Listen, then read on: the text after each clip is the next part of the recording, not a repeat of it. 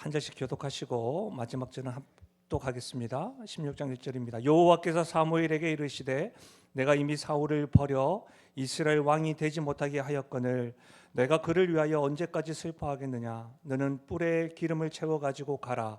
내가 너를 베들레헴 사람 이새에게로 보내리니 이는 내가 그의 아들 중에서 한 왕을 보았느니라 하시는지라. 사무엘이 이르되 내가 어찌 갈 수 있으리까. 사울이 들으면 나를 죽이리이다 하니 여호와께서 이르시되 너는 아무 송아지들 끌고 가서 말하기를 내가 여호와께 제사를 드리러 왔다 하고. 우리 함께 읽겠습니다. 이새를 제사에 청하라. 내가 내게 행할 일을 가르치리니 내가 내게 알게 하는 자에게 나를 위하여 기름을 부을지니라. 아멘. 네. 저는 본문의 말씀해 가지고 끝에서 시작하시는 하나님, 끝에서 시작하시는 하나님이란 제목으로 말씀을 나누겠습니다.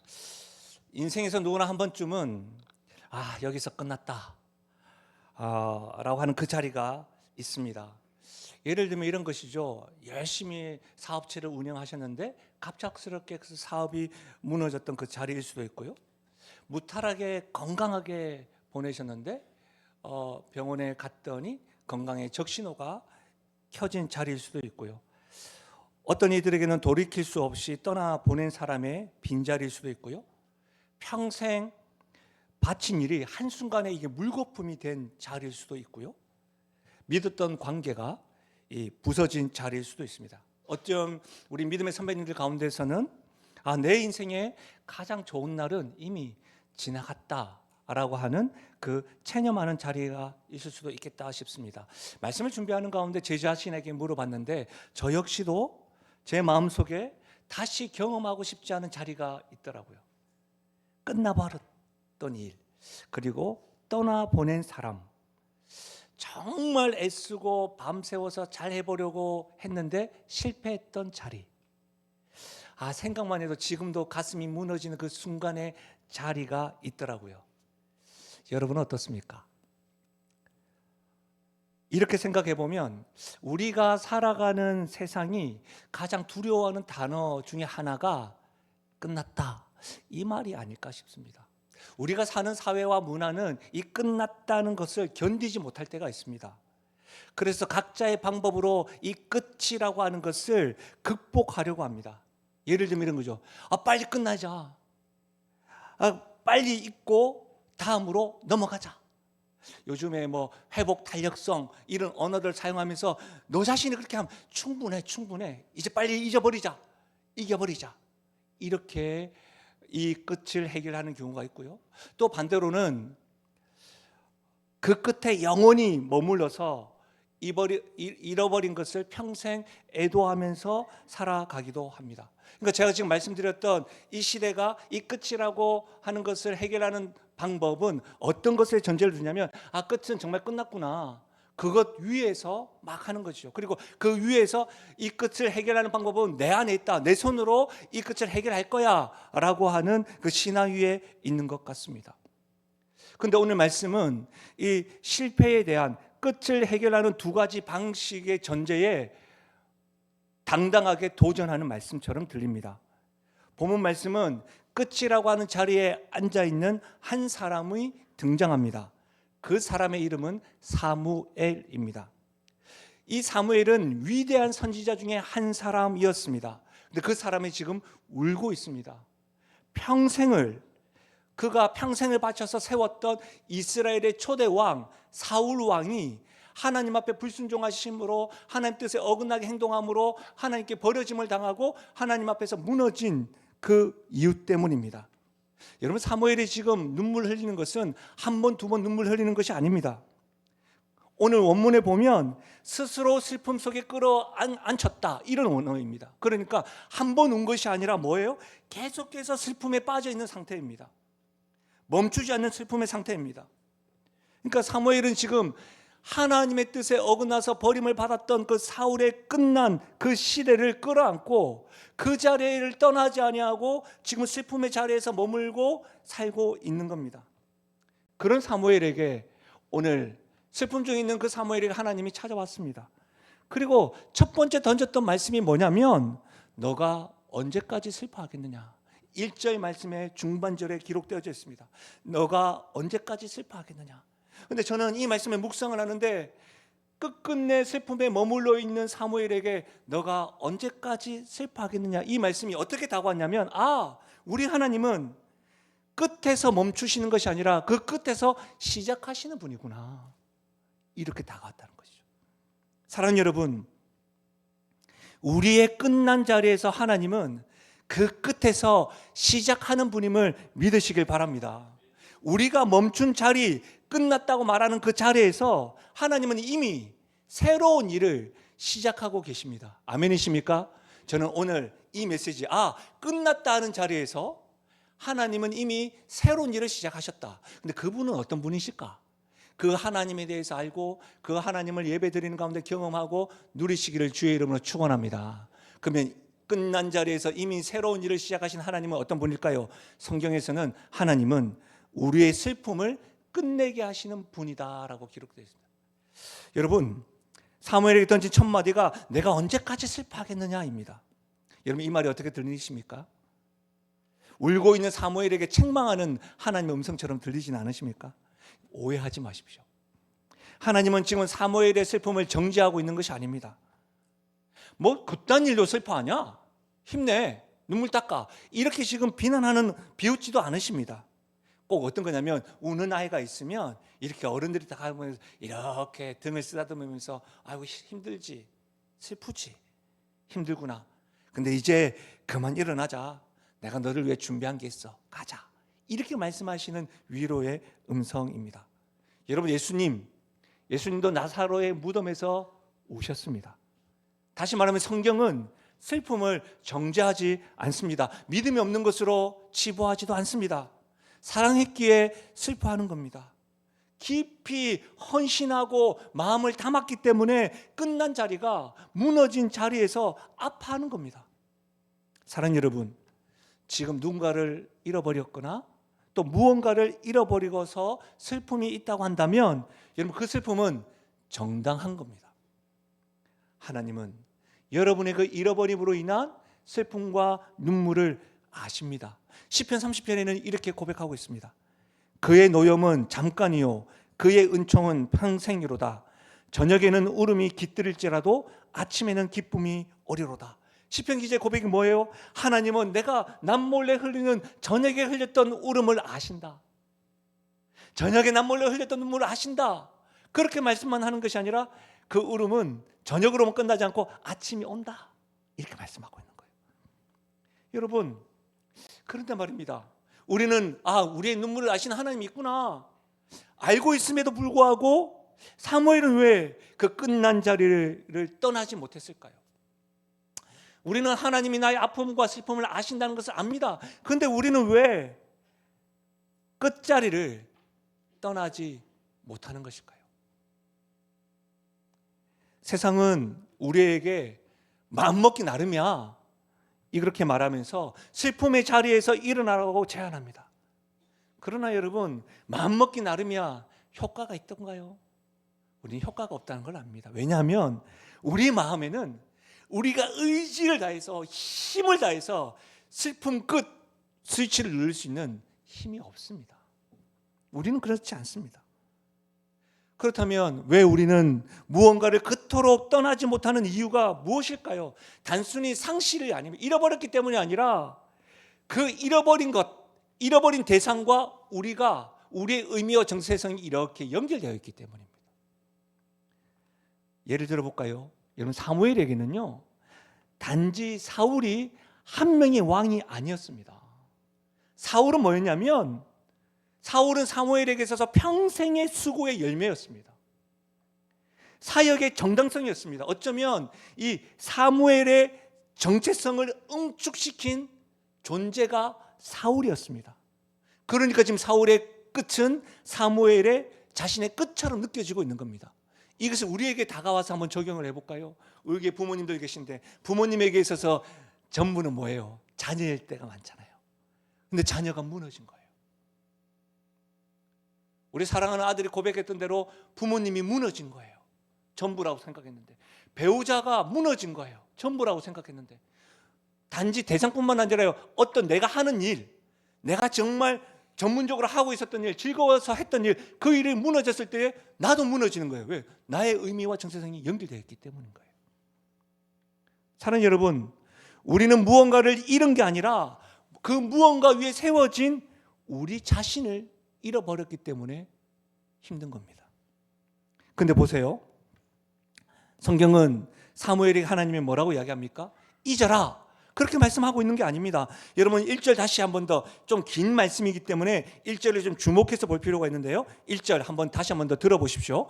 여호와께서 사무엘에게 이르시되 내가 이미 사울을 버려 이스라엘 왕이 되지 못하게 하였거늘 너가 그를 위하여 언제까지 슬퍼하겠느냐. 너는 뿔에 기름을 채워 가지고 가라. 내가 너를 베들레헴 사람 이새에게로 보내리니 이는 내가 그의 아들 중에서 한 왕을 보았느니라 하시느니라. 무슨 말이에요? 여러분 잘 보십시오. 하나님은 사무엘이 슬픔에 빠져 있는 동안 이미 일하고 계셨다는 겁니다. 무슨 일요? 이미 베들레헴 들판에서 양을 치는 한 소년을 보고 있었다는 말이에요. 다시 말하면 하나님이 지금 사무엘에게 너 언제까지 슬퍼하겠느냐라고 했던 이 근거가 뭐냐?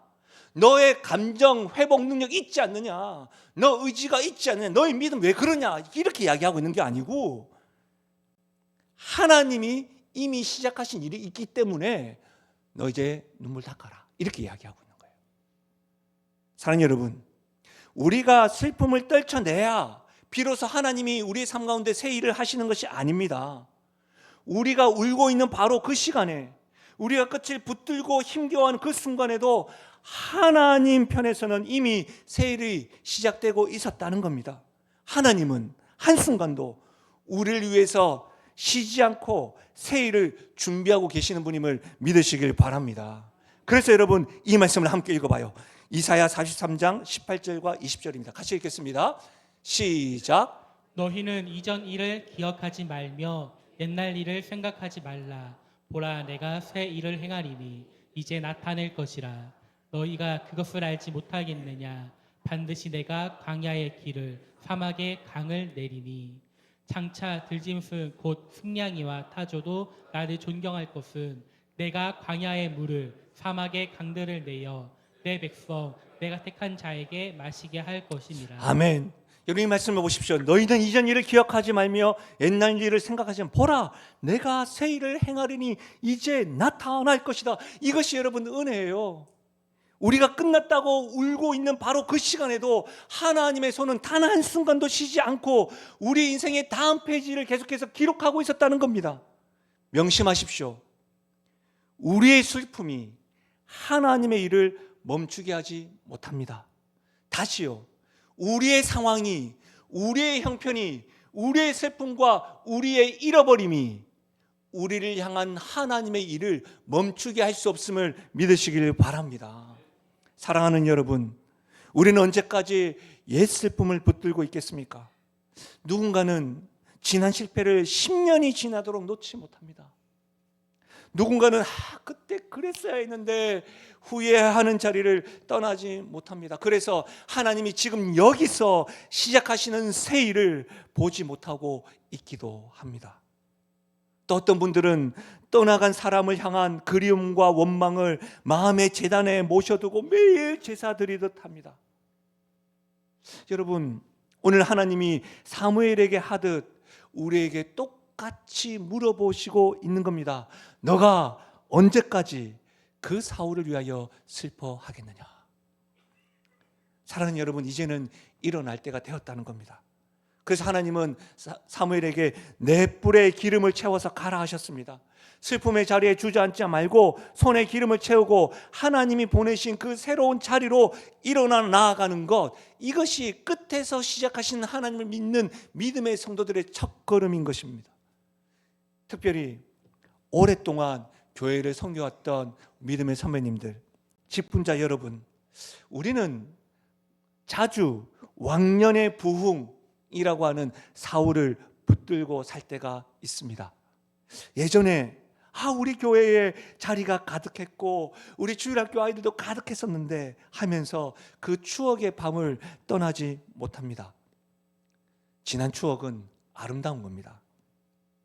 그 당시 믿음의 선배님들로 인하여 교회가 든든히 세워진 겁니다.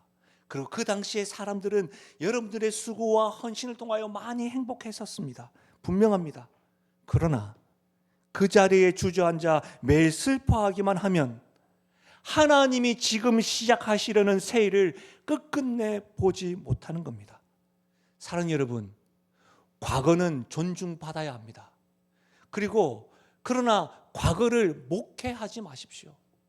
이건 저에게 하는 말입니다. 저는 목회자들 가운데서 대화를 나눌 때마다 저의 나름의 자랑이 있습니다. 제가 군에 전역하고 난 다음에 사역을 했는데 지금까지 목회하면서 한 번도 상처받은 적이 없습니다. 건강하고 부흥하고 목회자에게 교회에 대한 꿈을 꾸면서 제가 지내왔던 것이 저의 자랑이었고 감사였습니다. 근데 과거에 부흥하고 건강한 교회에서 경험했던 것에서 벗어나지 못하고 과거에 머물러서 과거를 목회하고 있는 것은 아닌지 저 자신에게도 물어보게 되더라고요. 사랑하는 여러분, 하나님은 무너진 사울의 시대에서 다윗을 시작하셨습니다. 우리 교회의 다윗은 지금 어느 들판에 있을까요? 옛 영광에 대한 미련을 내려놓고 다음 세대를 담은 새 그릇을 준비하는 우리 모두가 될 수 있기를 바랍니다.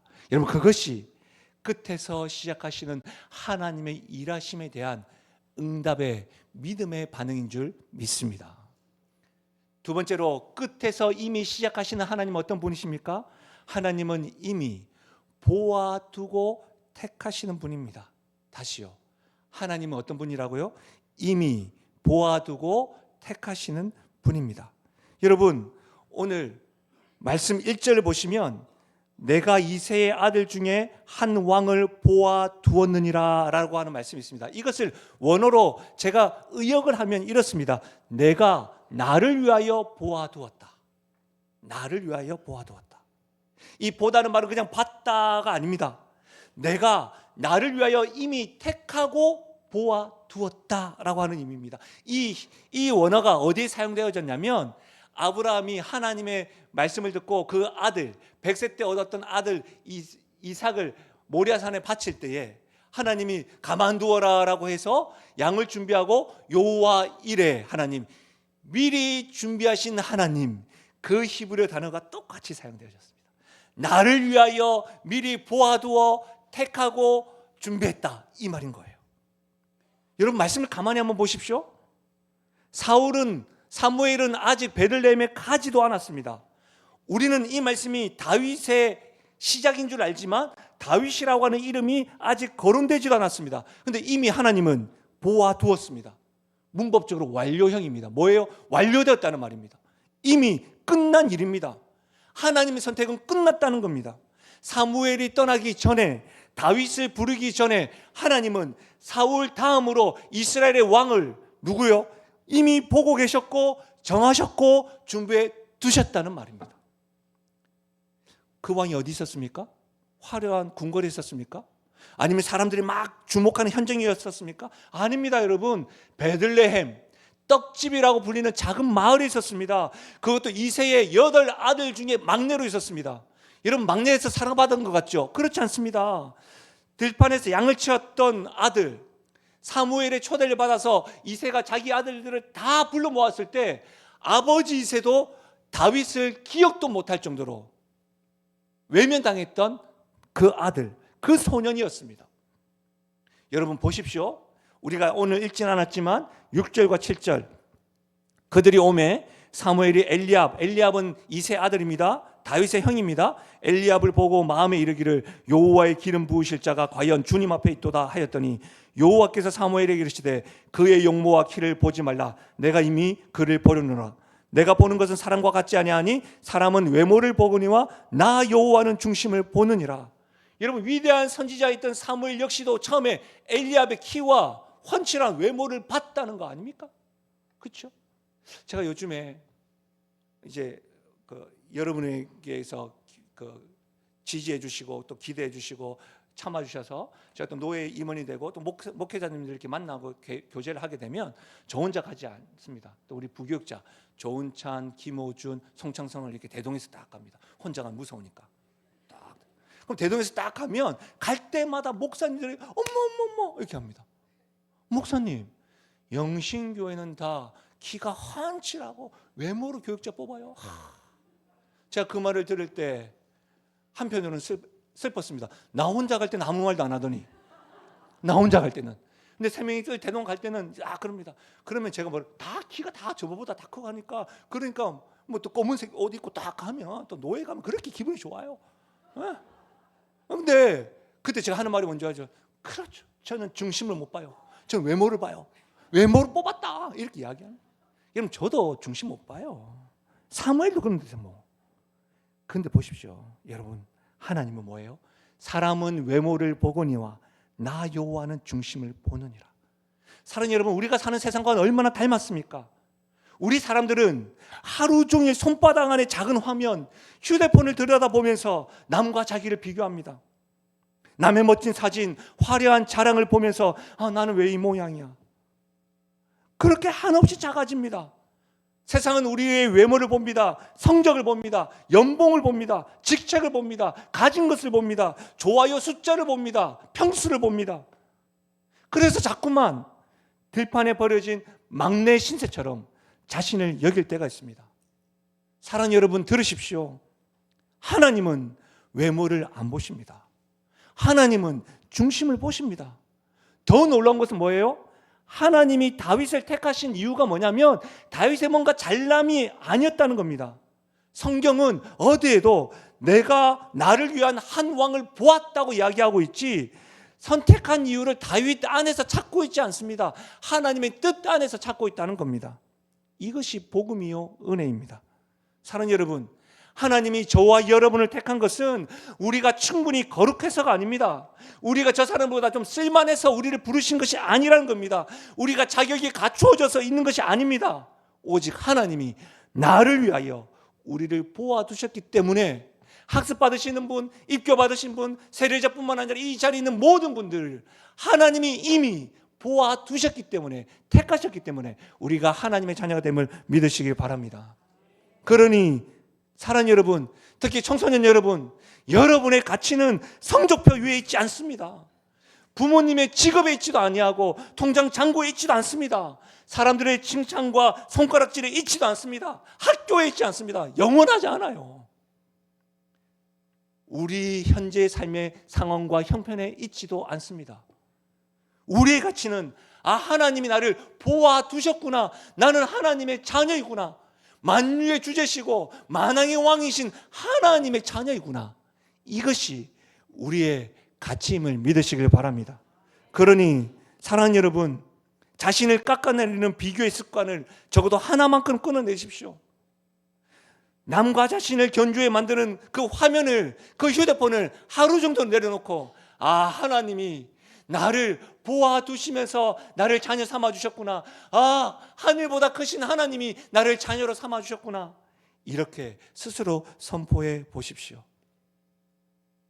특별히 오늘 청소년뿐만 아니라 우리 다음 세대 여러분, 오늘 이 말씀이 여러분에게 필요한 말씀입니다. 여러분은 매일 비교라고 하는 전쟁터에 살아갑니다.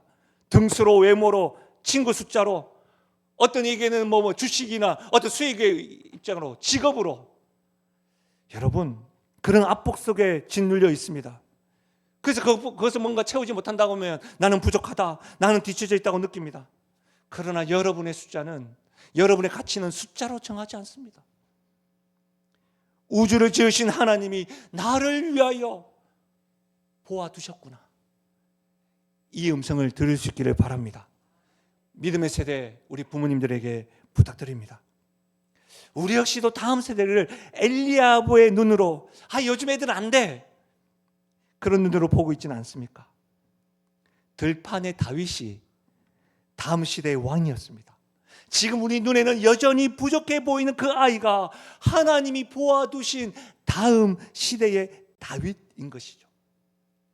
그들을 하나님의 눈으로 바라보고 믿어주고 자리를 내어주는 것이 저를 포함한 우리 믿음의 세대들이 감당해야 될 사명인 줄 믿습니다. 우리 마지막으로 끝난 자리에서 하나님은 어떤 분으로 새해를 시작하시는가? 하나님은 두려움 속에서도 함께 가시는 분입니다. 여러분, 하나님께서 사무엘에게 부르신 가운데 사무엘이 보인 반응은 뭐냐면, 내가 어떻게 갑니까? 사울이 날 죽일 겁니다. 이렇게 이야기하고 있는 겁니다. 여러분, 사무엘, 위대한 선지자인 사무엘이 지금 믿음 없는 소리라고 쉽게 오해하지 마십시오. 그의 두려움은 진짜입니다. 여러분, 지금 사울은 아직 살아 있습니다. 시퍼렇게 눈을 뜨고 왕자에 앉아 있는 현직 왕입니다. 그 땅에 다른 사람에게 왕의 기름을 붓는다고요? 이것은 뭐예요? 가족 집안이 3대가 4대가 멸족당할 반역 아니겠습니까? 그러니까 여러분, 실제로 오늘 사무엘상을 읽어보면 사울은 자기를 지지하지 않는 제사장을 많이 죽여버립니다. 사무엘이 가지는 두려움은 진짜 두려움인 것이죠. 여기에 중요한 메시지가 있습니다. 하나님은 우리에게 두려움이라고는 하나도 찾아볼 수 없는 강철 같은 믿음을 요구하지 않는다는 겁니다. 여러분, 우리 하나님은 우리의 연약함을 동정하시는 분입니다. 우리 하나님은 우리의 연약함을 너무나도 잘 아시는 분입니다. 위대한 사무엘도 떨었습니다. 여러분, 이스라엘 백성이 지도자라고 불렸던 모세도 떨었습니다. 눈물의 선지자 엘리야도 나는 어린아이와 같습니다라고 여러분 뒷걸음질 쳤습니다. 명심하십시오. 믿음은 무엇입니까? 두려움이 없는 것이 아닙니다. 믿음은 두려움을 안고서 하나님을 믿고 한 걸음 내딛는 것, 하나님이 나와 함께 하신다는 것을 믿고 한 걸음 내딛는 것, 그것이 믿음인 줄 믿으시길 바랍니다. 사랑하는 여러분, 사무엘이 왜 그 두려움 때문에 움직이지 못했을까요? 우리의 모습을 한번 살펴보면 쉽지 않게 알 수가 있습니다. 그럼 우리는 우리 삶의 전체의 지도가 딱 다 펼쳐져야지만이 안심합니다. 우리가 어떤 일들을 시작하려고 할 때 뭐 결과들 예상해 봅니다. 어려움이 있다. 그러면 위험이 있다. 이것들 다 제거해 주시면 제가 발을 내딛겠습니다 하는 것이 우리입니다. 근데 여러분, 여기 청소년 아이들도 있고 믿음의 세대들도 있지만, 여러분 연수를 떠나서 각자가 한번 여러분 인생을 되돌아보십시오. 여러분 인생의 전체 지도가 딱 펼쳐지면서 인도된 적이 한 번이라도 있었습니까? 한 번도 없습니다. 여러분, 저는 서울 태생 부산 사람인데 서울에서 목회할 줄은 생각도 못했습니다. 어디 봐야 제가 서울에서 목회할 것 같습니까? 제가 딱 보면 전 세계적으로 죄송합니다. 전체 지도가 펼쳐진 적이 한 번도 없었습니다. 그러면 하나님은 사무엘의 두려움을 어떻게 다루셨습니까? 야단쳤습니까? 아닙니다. 위험을 없애주셨습니까? 그것도 아닙니다. 도리어 하나님은 위험의 실제를 아셨습니다. 그래서 오늘 말씀해 보면 뭐라고 합니까? 암송아지 가져가라. 하나님 너무 정확하죠. 그 제사 지낸다 해라. 이렇게. 그러면서 뭐라고 합니까? 구체적인 방안을 제시하시면서 약속을 하십니다. 3절 같이 읽어볼까요? 3절 같이 읽겠습니다. 시작. 이스라엘 제사에 청하라. 내가 네게 행할 일을 가르치리니 내가 네게 알게 하는 자에게 나를 위하여 기름을 부을지니라. 여러분, 제가 지금 페이지를 2페이지나 떼버렸는데도 이렇습니다. 조금만 참아주십시오. 이 말씀이 너무 중요합니다. 여러분, 제가 마킹한 부분을 보십시오. 내가 내게. 이 말은 무슨 말입니까? 내가 친히 너와 함께 하겠다. 내가 너 혼자 가는 것이 아니라 내가 친히 너와 함께 가서 그 자리에서 행할 일을 가르쳐주고 그 자리에서 내가 알게 하겠다. 이것이 하나님의 약속이에요. 그냥 암송아지 보내고 제사하게 해라 이렇게 말하지 않고 내가 함께 하겠다. 너의 두려움 속으로 너 혼자 보내지 아니하고 내가 함께 가서 내가 그 앞에서 가르쳐 주겠다. 이것이 사무엘의 순종의 비밀이에요. 사무엘의 골짜기는 그대로 있습니다. 다만 그 골짜기를 함께 통과하시는 분이 있었다는 겁니다. 다윗도 고백을 하잖아요. 내가 사망의 음침한 골짜기를 다닌다 할지라도 해를 두려워하지 않으면 나 혼자 하는 것이 아니라 하나님 주께서 나와 함께 하심이라. 두려움 속에 함께 하시는 주님. 여러분, 하나님은 전체 지도를 다 펼쳐 보여주지 않았습니다. 오늘 말씀을 가만히 보십시오. 우리는 신앙생활 하신 분이라고 한다면 이 한 왕이 다윗인 줄 알지만 한 왕으로만 이야기했습니다. 베들레헴에 가서 알려준다고 했지 다 펼치지 않았습니다. 그렇죠? 제가 요즘에 운전을 하면 특히 밤 운전을 좀 많이 무서워합니다. 40대 때부터 노안 판정을 받고 지금 여러분 한 두 분 정도 목사님 도대체 나이가 몇 살이야? 예, 감사합니다. 제가 40대는 넘었습니다. 안 통하군요. 그래서 밤 운전이 막 무서운데 밤 운전을 하다 보면 아시겠지만 운전하시는 분 아시겠지만 밤에 자동차 전조등을 딱 켜면 몇십 미터밖에 안 보입니다. 근데 우리가 그 몇십 미터밖에 보이지 않는 그것 가지고 밤새 때로는 수십 미터, 때로는 수백 킬로미터를 달리면서 우리가 방운전에서 목적지에 갑니다. 지금 우리가 생각할 때 전조등이 내가 도착하는 곳까지, 부산까지, 분당까지 다 보여가질 때까지 기다려가지고 가는 사람은 못 갑니다, 여러분. 하나님의 인도가 꼭 이렇습니다. 전체 지도를 안 주십니다. 그러나 오늘 제가 깜짝 놀랐던 건 찬양대의 찬양처럼 한 걸음씩 반드시 비춰주십니다. 그리고 여러분 이 말씀 이사야 41장 10절 같이 읽어볼까요? 이사야 41장 10절입니다. 같이 읽겠습니다. 시작. 두려워하지 말라. 내가 너와 함께함이라. 놀라지 말라. 나는 내 하나님이 됨이라. 내가 너를 굳세게 하리라. 참으로 너를 도와주리라. 참으로 나의 의로운 오른손으로 너를 붙들리라. 아멘. 하나님은 전체 지도를 보여주겠고 너에게 있어서 위험을 다 삭제해 주겠다가 아니라 두려워하지 말라, 놀라지 마라. 이유가 내가 너와 함께한다.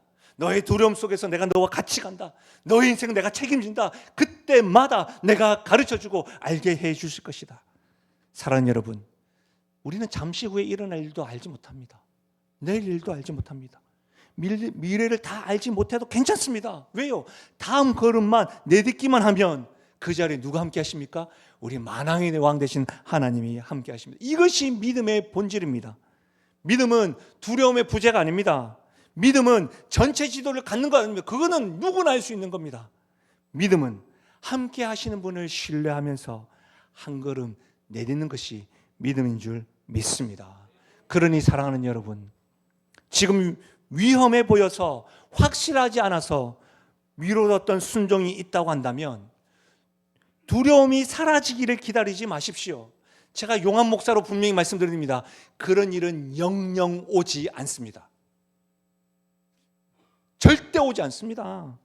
그러니 그 두려움을 아는 채로 동행하시는 하나님을 신뢰하며 다음 한 걸음을 내딜 수 있는 하나님의 사람 되시기를 주의 이름으로 축원합니다. 말씀을 마무리하겠습니다. 오늘 우리는 끝에서 시작하시는 하나님을 배웠습니다. 그 하나님은 어떤 분이십니까? 우리의 슬픔을 끝내게 하시는 분입니다. 그 하나님은 이미 보아두시고 택하신 하나님이십니다.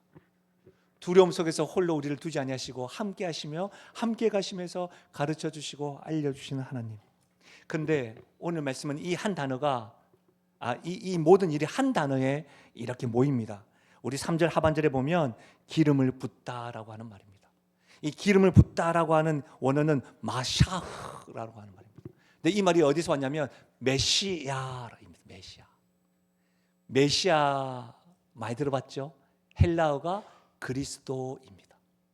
다시 말하면 오늘 말씀은 단지 다윗에 관한 이야기가 아닙니다. 다윗은 위대한 왕이었지만 그도 외모로 사람을 판단했고 두려움에 떨었고 결국 크게 실패했습니다. 다윗조차도 더 나은 다윗이 필요했던 겁니다. 본문은 처음부터 베들레헴을 가리키고 있습니다. 같은 베들레헴에서 참되고 더 나은 우리 주 예수 그리스도를 지금 바라보고 있는 겁니다. 오늘 이야기는 이렇게 시작하죠. 내가 사울을 버렸다. 그 버림의 말로 시작했습니다. 버림으로 시작하는 이야기는 성경의 절정에 또 한 번 버림으로 이어집니다. 그러나 이 버림 받으신 분은 사울과 같이 하나님의 뜻에 불순종해서 버려진 것이 아니라 하나님이 너무 사랑해서 이는 내 사랑하는 아들이요 내 기뻐하는 자라, 완전히 사랑받고 완전히 택함 받으신 그분이 십자가에서 나의 하나님 나의 하나님 나의 아버지 어찌하여 나를 버리셨습니까? 하나님께 택함 받으신 예수님께서 버림받은 우리가 택함 받게 하시기 위하여 대신 버림 받으셨습니다. 여러분, 우리가 받아들여진 것은 우리의 자격이 아닙니다. 우리의 수고가 아닙니다. 우리의 잘남이 아닙니다. 예수님이 대신 버림 받으시고 거절당하셨기 때문입니다. 이것이 끝에서 시작하시는 하나님의 사랑입니다. 사랑하는 여러분, 우리를 모아두신 분이 우리를 미리 택하시고 그렇게 사랑하시는 분이 우리를 위하여 버림받기까지 하셨다고 한다면 세상의 어떤 평가와 비교가, 세상의 어떤 형편과 환경에서 우리를 그 사랑에서 끊을 수가 있겠습니까? 신약에서 예수님의 제자들에게는 십자가가 끝이었습니다. 자기들의 모든 인생과 재산을 다 벗어버리고 예수님을 따라가려는데 예수님이 죽어버렸습니다. 그 무덤 앞에서 울고 있었습니다. 그 울고 있을 때 하나님은 예수님의 부활의 일을 시작하셨습니다. 그리고 동일한 하나님이 오늘 우리 끝에서 새로운 일을 시작하는 겁니다. 사랑하는 청소년 여러분, 여러분의 인생에 임마누엘 되신 하나님이 함께 하십니다. 사랑하는 성도 여러분, 우리가 끝이라고 말하는 이 시간에 우리 하나님은 새로운 일로 시작하는 분임을 믿고 그 하나님을 붙들고 살아가는 우리 모두가 되기를 주의 이름으로 축원합니다. 말씀을 생각하면서 우리 찬양으로 고백하며 나가겠습니다. 날이 저물어 갈 때, 날이 저물어 갈 때, 빈들에서 머물 때, 그때가 하나님의 때, 내 힘으로 안 될 때, 내 힘으로 안 될 때, 빈손으로 걸을 때 내가 고백해 여호와 이래. 아멘. 주가 일하시네, 주가 일하시네, 주가 일하시네. 주께 아끼지 않는 자에게 주가 일하시네, 주가 일하시네, 주가 일하시네. 신뢰하며 걷는 자, 우리 주님 앞에 독대한다는 마음으로 다 함께 일어나셔서 날이 저물어 갈 때, 날이 저물어 갈 때, 빈들에서 머물 사랑하는 여러분, 때, 그때가 하나님이 일하시는 때입니다. 하나님의 때. 하나님 왜 이렇게 힘듭니까? 빈손으로 빈손으로 걸을 때 빈손으로 걸을 우리 이때에 하나님을 찬양하며 나아가십시다. 고백해 여호와 아멘. 주가 일하시네, 주가 일하시네, 주가 일하시네. 주께 아끼지 않는 자에게 주가 일하시네, 주가 일하시네. 신뢰하며 걷는 우리 인생 가운데 일하시는 하나님을 찬양합니다. 주가 일하시네, 주가 일하시네, 주가 일하시네. 주께 아끼지 않는 자에게 주가 일하시네, 주가 일하시네. 신뢰하며 걷는 아멘. 주님 여기 계시기에, 주님 여기 계시기에 이 깊은 바다가 반석이 되고, 주님 여기 계시기에, 주님 여기 계시기에 반석이 내가 걸어가리라. 주님 내 삶에 함께 하시기에, 주님 여기 계시기. 저 거친 파도가 반석이 되고, 주님 여기 계시기에 반석이 내가. 우리 마지막으로 고백하며 나가실까요? 아멘. 주님 여기 계시기에, 주님 여기 계시기에 이 깊은 바다가 반석이 되고, 주님 여기 계시기에 반석이 내가 걸어가. 나의 인생 가운데, 나의 끝자리 가운데 주님 하실까요? 저거지 파도가 반석이 되고 주님 여기 계시네 반석이는 내가 걷습니다. 누구에게나 끝자리는 있습니다. 잃어버린 대상이 있고 잃어버린 일이 있고 그 끝자리 가운데 끝났구나, 내가 힘을 해야 되지. 그런데 오늘 말씀은 그 끝에서 시작하시는 하나님을 말씀하십니다. 사랑하는 여러분, 우리에게는 이 하나님이 계신 것이죠. 이 하나님이 계시기에, 나의 삶 가운데 계시기에 우리는 믿음의 길을 걸어갈 수가 있는 겁니다. 우리 앞에 있는 파도가 치는 저 파도를 향해서도 선포할 수가 있는 것이죠. 오늘은 제가 기도해 드릴 텐데, 하나님, 나도 그 주님과 동행하기 원합니다라고 하고 믿음의 고백을 하기 원하시는 분, 나의 끝자리 가운데 하나님께서 역사해 달라고 하시는 분, 그런 기도 제목이 있는 분들마다 가슴에 이렇게 한번 손을 이렇게 대어 보십시오. 우리의 삼일체 하나님의 이름으로 기도합니다. 하나님 아버지, 오늘 사랑하는 주의 백성들이 나의 끝의 자리에 주님께서 일하시기를 원한다는 마음으로 이렇게 손대어 고백하며 나아갑니다. 만져주옵소서, 치료하여 주옵소서, 세일을 행하여 주옵소서. 우리의 믿음이 연약하고 두려울 때마다 내가 결코 너를 홀로 두지 아니하고 내가 너와 함께함으로 가르치고 알게 할 것이라고 말씀하시는 하나님, 주님 나와 함께 계시기에, 주님 나와 함께 하시기에 내가 반석 위를 걷는다고 하는 이 고백이 우리의 고백 되게 하여 주옵소서. 그렇게 역사하실 하나님을 찬양하고 예수님의 이름으로 기도하옵나이다. 아멘. 우리 시간은 같지만 우리 마지막으로 우리 하나님을 결단하고 찬양하며 나아가십시다. 나의 평생에 가장 복된 일은, 나의 평생에 가장 복된 일은 내가 예수님을 만난 것이라. 나의 평생에 가장 잘한 일은 내가 예수님을 주로 섬긴 것이라. 이 세상 살 동안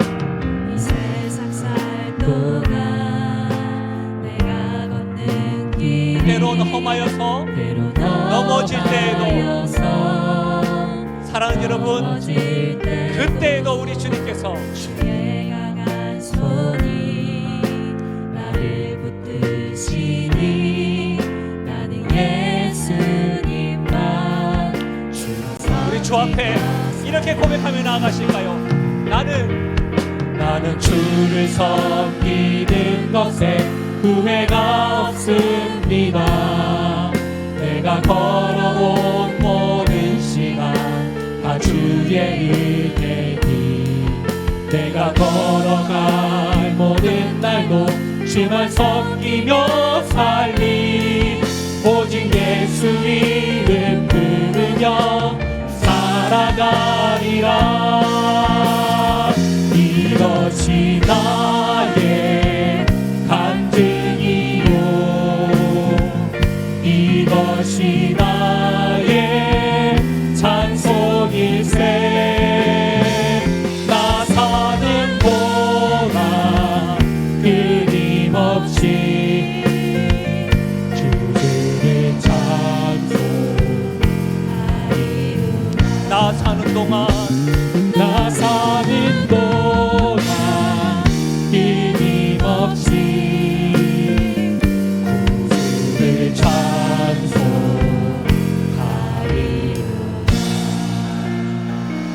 아멘. 한 주간도 우리 주님과 동행하십시오. 오늘 2시 30분에 우리 권사 은퇴 또 집사 권사 임직식이 있습니다. 함께 참여해 주셔서 증인되어 주시고 축하해 주시면 감사하겠습니다. 하나님의 복을 받겠습니다. 지금 우리 주 예수 그리스도의 은혜와 하나님 아버지의 무한하신 사랑과 성령 하나님의 위로 교통하심 충만하신 역사가 끝났다고 말하는 그 시간에, 그 장소에, 그 자리에 우리 주님 이미 새로운 일을 시작하셔서 나와 함께 하심을 믿고 믿음의 걸음을 걸어가겠노라 다짐하고 결단하며 나아가는 사랑하는 주의 백성들 머리 위에와 그들의 가정과 생업과 기도 제목 위에, 특별히 사랑하는 우리 청소년부 다음 세대 머리 위에 지금부터 영원토록 함께 하시기를 축원하옵나이다. 아멘.